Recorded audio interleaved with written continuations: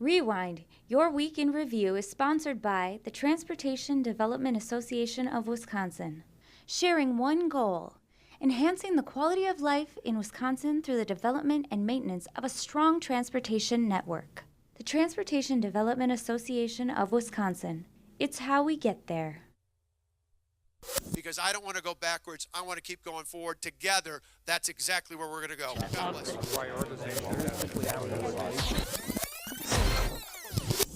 I'm Steve Walders. And I'm J.R. Ross. This is Rewind, a look at what else with the election coming in 25 days. But first, I was there, and this is a really good one. Tammy Baldwin and Leah Vukmir on the Me Too movement. The chairman of a study committee on alcohol enforcement has this warning. If that bottle of wine you open this weekend is shipped in from California, you owe state sales tax on it. Senator Janet Bewley laments a lack of cultural consciousness in the legislature. The new president of the Wisconsin AFL-CIO talks about her expectations if Tony Earl is elected governor, and Vice President Mike Pence is in Eau Claire for the Republican candidate, U.S. Senate, and Governor Scott Walker. Wish I was there. What I think that the Me Too movement has done and said is that we need to speak our truths, we need to tell our stories, and we need to be heard. That means due process. That means due process on all sides. But it does mean that we have to create an environment and a country where it is okay for people to speak out and tell their truth. I kind of have to take a deep breath when I hear Senator Baldwin talk about due process, because I believe it was very important for Dr. Ford to make her statements, and I also believe in the due process of Judge Kavanaugh. The Me Too movement is important, and it was cheapened by her actions and by the fact that she wouldn't even follow through on the due process of Judge Kavanaugh. These are important issues that must be covered, and both individuals should be given their time. You have to be permitted by the state of Wisconsin to ship into the state, but nobody really checks on the permit. Oh. And it's very hard to enforce. So if you were able to get some wine in from a California vineyard and it didn't come with sales tax attached to it for Wisconsin, you are obligated as the purchaser to disclose that on your income tax report. I mean, you're not allowed to be shipping in a bottle of Jack Daniels or a bottle of wine or a bottle of vodka, but clearly that is going on. There is a very big difference between school board members and administrators. One group is elected and the other one is hired. I would dare say we lack cultural competence in our own legislature. I will never forget the day in the hearing for Gogebic Taconite for the iron mine, when one member of that group that was hearing testimony turned to the other and said, "So do we really have to obey that treaty?" We've already, been in discussions with Tony Evers about these important issues. He's made it clear that he does not support the policies of Scott Walker in regards to public sector organized unions or private sector unions with these things. So we're going to be asking, and we have asked, that he restore all of the rights that have been taken away under Scott Walker. Reversing Act 10, prevailing wage, project labor agreements, child labor laws, the weakening of child labor laws, that should be reversed as well. So-called right to work. All of these things, but really even more in terms of making sure that we have good regulations or good laws here that can help working people. You deserve to know, in Wisconsin, Senator Baldwin actually announced her opposition to Justice Kavanaugh the week he was nominated to the position. Senator Tammy Baldwin and the Democrats in the Senate have exchanged advise and consent with search and destroy. And that's why we need Wisconsin to elect Leah Vukmir to be your next United States Senator. There was a day on the floor of the United States Senate that Senator Chuck Schumer said that he was getting tired or something of those he was getting frustrated with like Mike Pence and those other Scott Walker Republicans in the United States Congress. That's what he called me. He called me a Scott Walker Republican. So I ran back to my office. We got out Twitter, and I said, Senator Schumer called me a Scott Walker Republican. Nobody said anything that nice about me for a long, long time. And of course, I meant Tony Evers instead of Tony Earl, but turning into, okay, JR, first U.S. Senate debate between Senator Baldwin and Leah Vukmir. They hit a lot of issues. Healthcare is the #1 issue, the polls show. They also talked on immigration and the Me Too movement, as we saw and was I was there. General impressions before we actually hear from a segment of the debate? The reaction I got was that Leah Vukmir is much more aggressive in this debate than Tammy Baldwin, which is reflective of somebody who's down the polls. And a lot of people panned Baldwin's performance. The problem for Vukmir is there aren't a lot of people who watched. I mean, I'm not getting rating numbers of like the debate, but a Monday night debate in October, how many undecided voters are tuning in to watch that hour, which you could argue they should be watching it, but how many people do? And that's the difficulty for Vukmir. These debates are really about, does somebody make a gaffe so significant that ends up in a TV ad? It's a reality of these things. So we have debates tonight, AG's race, Saturday night in the Senate race, Sunday in the AG race. I'm not looking for these to change the dynamic of the races. I'm looking, is there a big mistake that comes back to haunt somebody? Well, JR, just to follow up, why do you think Senator Baldwin was so deliberately subdued?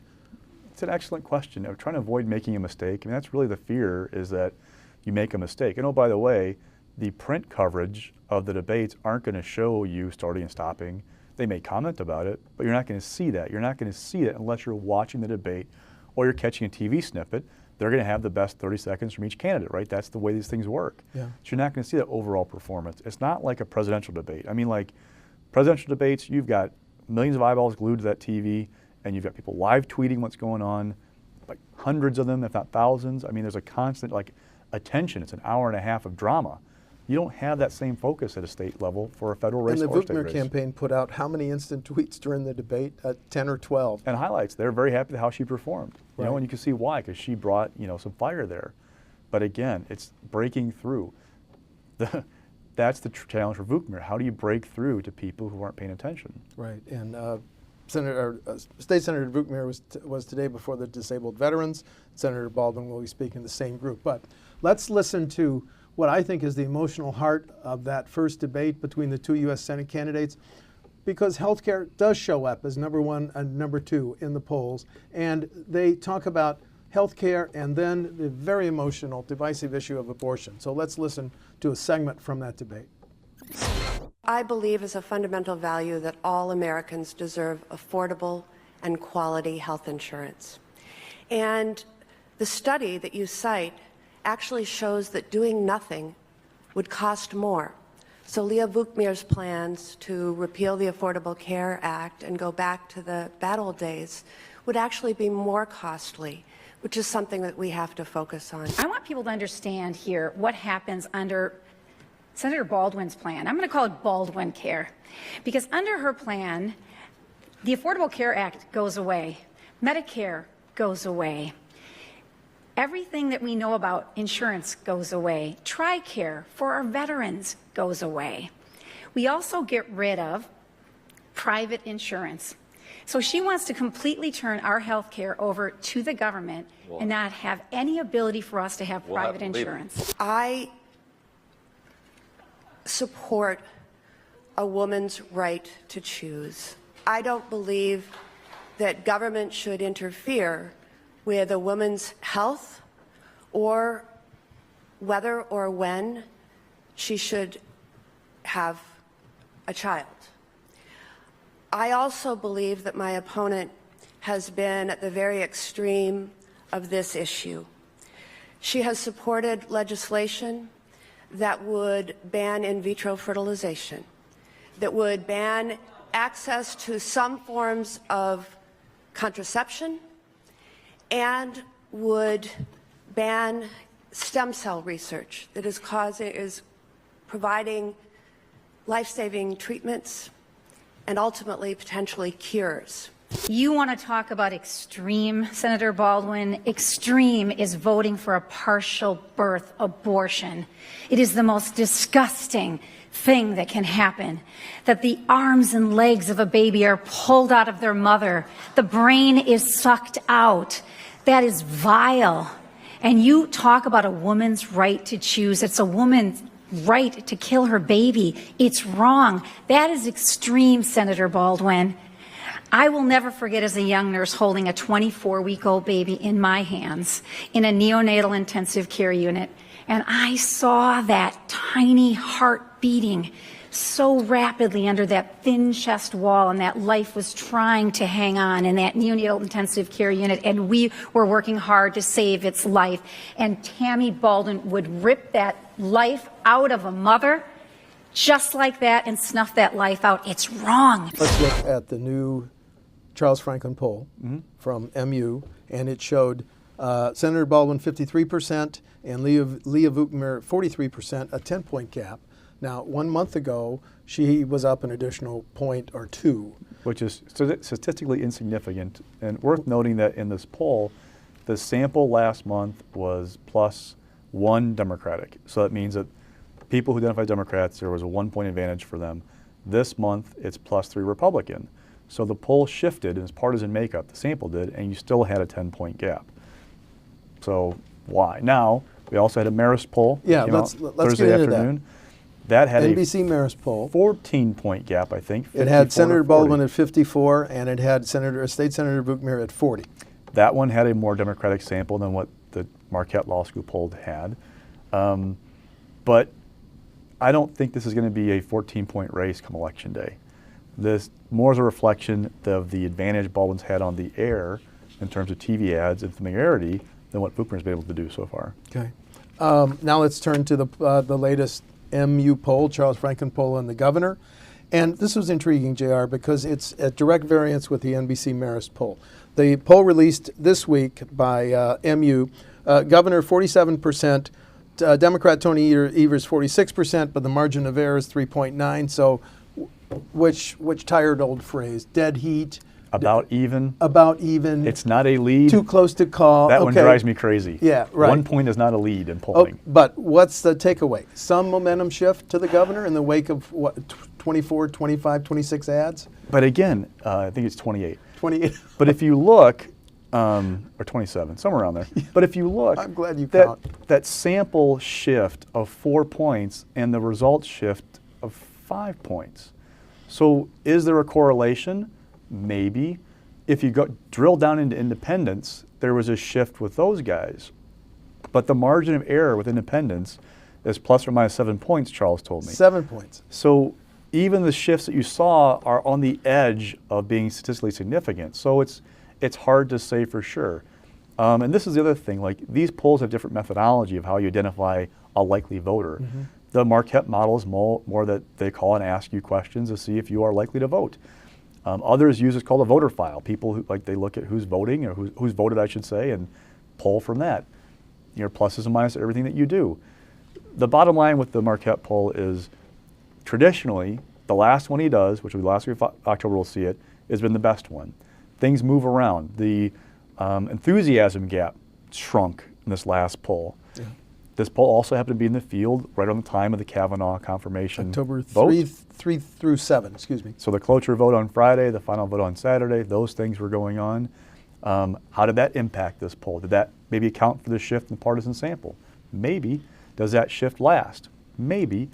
But watch the last Marquette poll. That's traditionally been the one that's kind of been the closest to the final results. Now let's talk about the NBC Marist poll, because it showed Tony Evers 53%, Governor Walker 43%, a 10 percentage point gap. But then when you throw in the Libertarian candidates and the Green Party candidate, Tony Evers 50%, Governor Walker 42%, Libertarian 3%, and the Green Party candidate 2%. So you had Charles saying it's a dead heat 47, 46, and then you had Marist saying clear lead for Tony Evers. Takeaways? Again, the different methodology, the different samples. I think the NBC pollsters noted that the people who are going to vote for Walker have usually high passion to vote for Walker. Yeah. That might account for some of the different, all kinds of reasons why it might be different. But what's telling to me is talking to Democrats all week long before the poll was out, they kept saying it's going to be a close race. It's a close race. It is a close race right now. So they weren't saying 10 points and talking to the most optimistic Democrats. Now, if you look at the Marquette poll and the sample, what's it going to look like compared to Election Day? And Democrats feel like if you're telling them that it's a +1 Republican model and they're about even with Governor Walker, they feel like they're in good shape. Good shape. The Republican answer is this shows momentum for Governor Walker from where it was a month ago. And oh, by the way, they shifted from a message about teachers and this teacher, Milton, and porn to, have they mentioned that in 3 weeks? No. Not really. It's all been about taxes. Property taxes, gas taxes, taxes on farmers. It's all about taxes right now. And talking to Republicans outside the Walker campaign, they like that message better. They think it resonates. It, one, ignites the base. They remember what they don't like about Democrats being in charge, the things that they feel good about that Walker's done. And two, it's a better message to them, to independents. It also, people tell me, undercuts the claim I heard for weeks that this claim about this teacher watching porn at school was like a knockout punch for Evers. It was going to disqualify him as a candidate. They spent 2.5, 3 weeks on that message, and it didn't work. That's the consensus of people I talked to from both sides of the aisle. But now maybe they found one that will. The question is, does this keep moving people? Does it work until Election Day? Was this a reflection of a Kavanaugh bump? Is that a temporary sugar high for conservatives, and now that the fight is over, it'll calm back down? And oh, by the way, we have a lot of rural voters in Wisconsin, and there's a thought that it's not necessarily the Kavanaugh fight that really might change things for Election Day. It's the rural voter who has a cultural issue with some Democrats and says, you know what, I'm not happy with the way things are going right now, but when I'm seeing these protests in Washington, D.C., and seeing Eric Holder talking about when they go low, we kick them, which may be just kind of like hyperbole, but still is language that Republicans use, it reminds these voters of, I'm not there with Democrats on certain things. Yeah. So maybe that shifts the rural voters' thinking, or even if that voter's not happy about, I mean, again, this is all theoretical right now. Maybe they're going, you know what, there's something I'm not really happy about the Democrats either. What am I going to do now come Election Day? Yeah, and a programming note, I'm scheduled to interview Tony Evers on Monday, so watch for that interview. But Mr. Evers returned to the healthcare issue this week with his Pay Less for RX plan, which would create a drug review panel that would monitor price increases and fine violators. That would be a big change, and refund overpayments. So he would create some type of new, I'm going to use the term, the B word, bureaucracy to do this. He would implement a state-run program allowing drugs from Canadian pharmacies. He would prohibit gag clauses, stopping pharmacists from mentioning cheaper options. And just 2 more points. He would require drug companies to report production costs, profits, and rebates. And finally, he would partner with other states to maximize bulk purchases, negotiate prices. Him playing offense, you impressed? Oh, well, I mean, it's not about whether I'm impressed. It's about how it dovetails with the message on health care. 2 ads out this week with women accusing Scott Walker of playing politics with health care. It's time for a change. Republican Representative Mary Felskowski, who cancer survivor. Cancer survivor twice. Reoccurrence of breast cancer. Accusing Tony Evers of lying about Governor Walker and also playing politics health care. This shows you that health care is probably the dominant issue in this election. And Democrats keep talking about how they feel like they're on solid ground for the first time in 8 or 9 years on the issue, because for a while it was defense about Obamacare. Now they feel like it's Republicans trying to take away these things that you like about the Affordable Care Act, the protections for pre-existing conditions, the having your kid on your health care until he's 26 or she's 26. Those kinds of things are positives. And they feel like Democrats, the fight over the repeal last summer, that kind of shifted the dynamic to put the ball in their court on this. Now, Republicans are trying to fight back about this, right? I mean, they're trying to push back on this, that no, these guys want to run your health care. The new line in the Senate debate has been about Leah Vukmir talking about how Tammy Baldwin wants to take over everything and put government in charge of everything that they do. At a cost of $32 trillion, which Senator Baldwin says that overstates it, given what we're spending now. So it's just interesting. Okay, new topic. I was intrigued. This was the first time I've seen numbers, Wisconsin residents on the Kavanaugh. Now, he's now Justice Kavanaugh, but where did Wisconsin voters land on this? And so Mr. Franklin's poll shows us that, and we're going to put that up now. JR, let's just look with independent women, 2-to-1 unfavorable.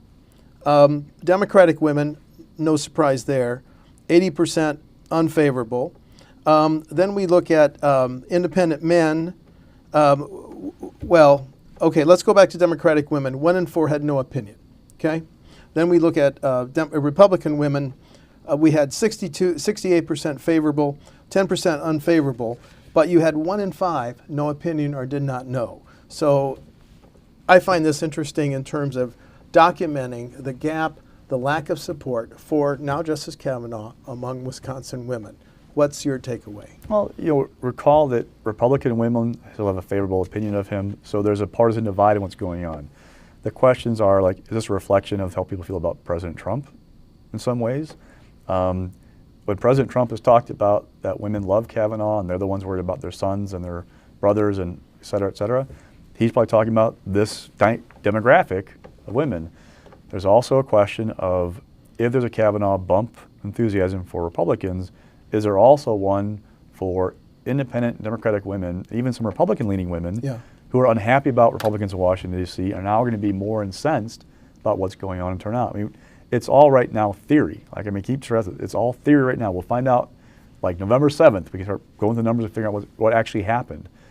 But if you look at places like the 23rd Assembly District, which is Jim Ott of Mequon, a Republican, the open 14th Assembly District, which is a Republican-held seat right now, they're Milwaukee suburbs, and Republicans are focusing on those seats, which traditionally have been pretty good performers for them, because they're the suburban demographic that is abandoning the Republican Party. You're talking nationally. about the Coinga-Henze.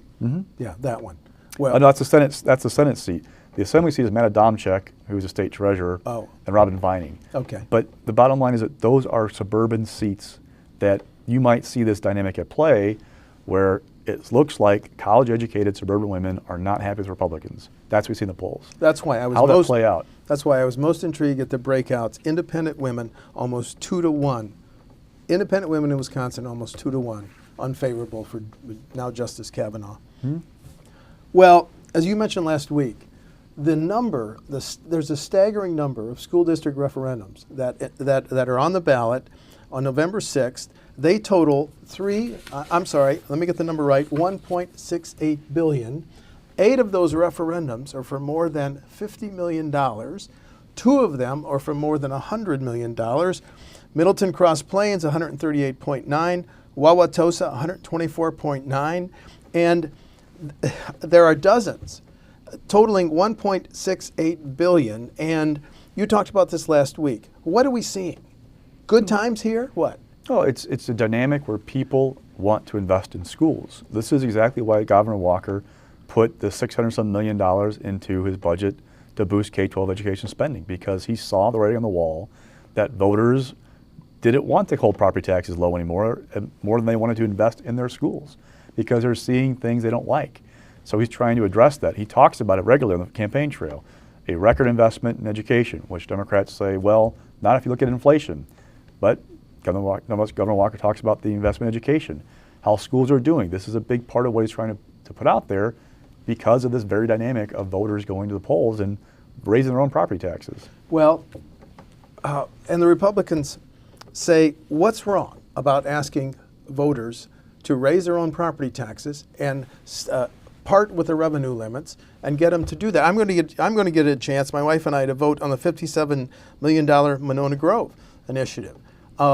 That's kind of, we'll make a decision, do we want to raise our property taxes? Anyway, it's just intriguing. And go ahead. I was going to say, one of the complaints has been that when you go to a referendum system, you create haves and have-nots. You have certain districts more likely to invest in their schools than others. You'll never pass a referendum in MPS, is basically what you're saying. No, absolutely not. Okay.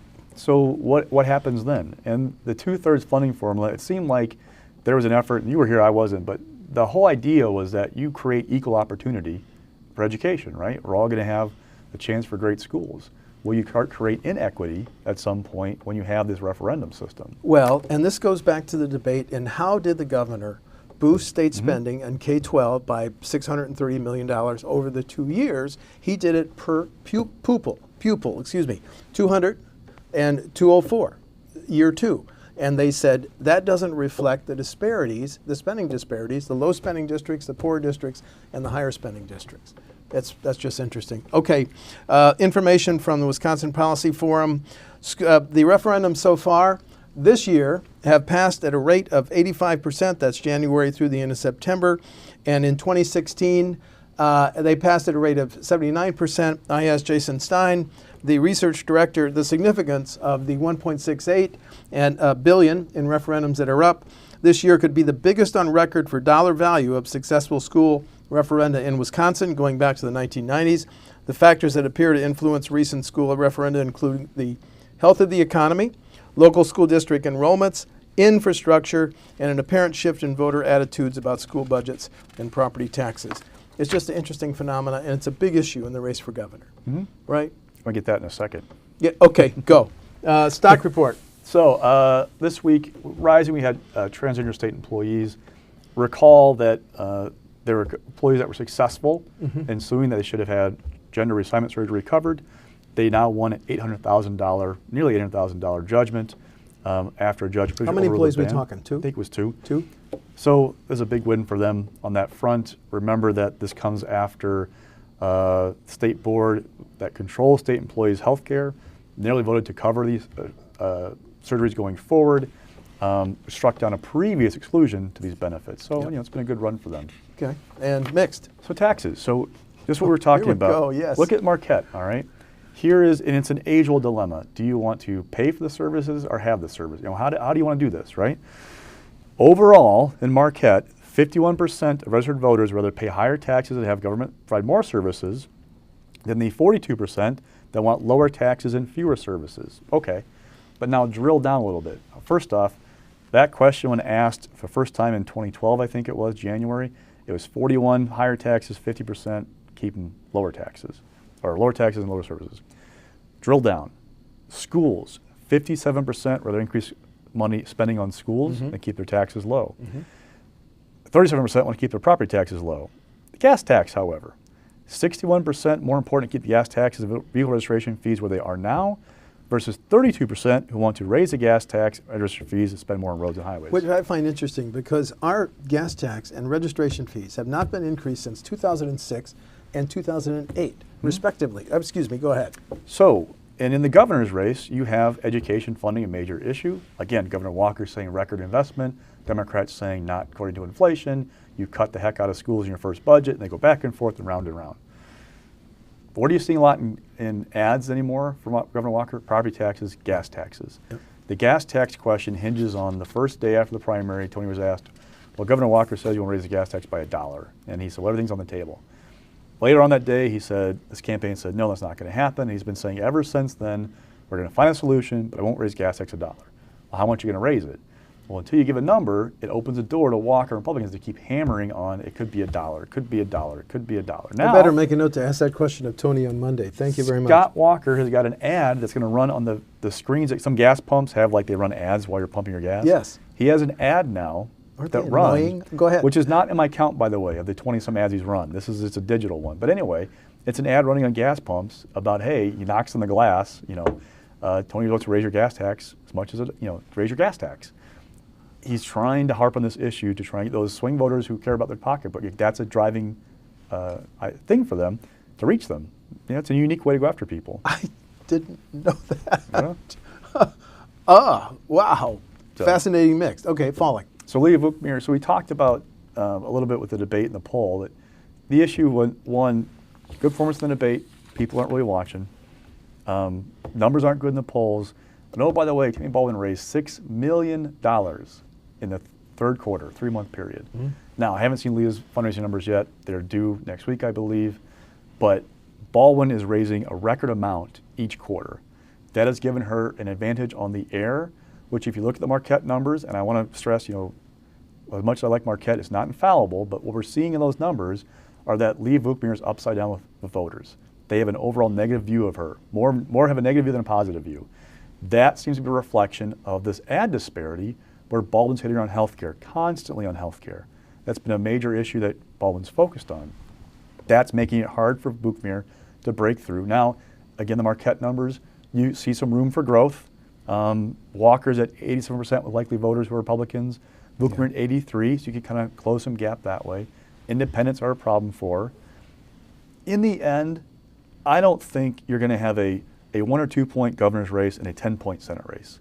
This is going to be a tighter race than 10 points.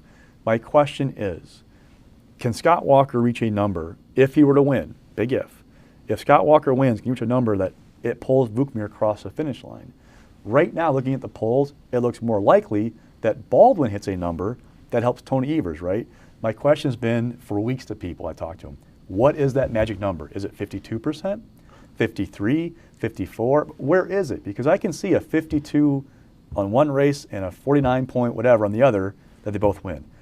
I can't see 54 and 50. That's a tougher one to see, and people I talk to are the same way. Okay. So where is that path? Where's that sweet spot? Vukmir, her hope may be that Walker does well, and I talk about that cultural thing, rural voters, that what's happening isn't just a temporary bump with Kavanaugh, but there's a shift that those folks kind of come home to the Republican Party and help her out. Maybe that's there. But we're also not seeing outside groups come in, or independent groups play heavily here. A new ad from Restoration PAC started this week. I haven't got numbers yet of how much they're spending on it. But interestingly enough, it features Kevin Nicholson, who was a one-time rival in the Senate primary. It features Kevin a lot, by the way, hitting Tammy Baldwin. In the very end, mentions he's going to vote for Leah Vukmir, and you should too. The question I've gotten from some people is, well, is that really about helping with Leah, or is there maybe a little bit of like a bump for Kevin to set him up, remind people about who he is, because we think he's going to run again someday. Okay, we're almost out of time, but just a footnote. I get to moderate next Tuesday before the Milwaukee Rotary a Schimmel Call debate. And let's talk about the newest numbers. Schimmel 47, Call 43. What would you expect both in the debate tonight and then the forum next Tuesday that I'm going to be a part of at the Milwaukee Rotary? Brad Schimmel's going to say that Josh Call, who's a former federal prosecutor in Baltimore, has never prosecuted a case in Wisconsin ever, not in any way, shape, or form, which is true because he's a prosecutor in another state. Josh Call is going to talk about rape kits and talk about how Brad Schimmel wants to take away your health care coverage to the Affordable Care Act because he's suing to overturn them. Now, I'm not saying either view is correct or great, but that's what you're probably going to hear from both of them. And you can watch the coverage of that forum on WisconsinEye. I'm Steve Walders. And I'm J.R. Ross. That's Rewind for October 12. Rewind, your week in review, is sponsored by the Transportation Development Association of Wisconsin. Sharing one goal, enhancing the quality of life in Wisconsin through the development and maintenance of a strong transportation network. The Transportation Development Association of Wisconsin.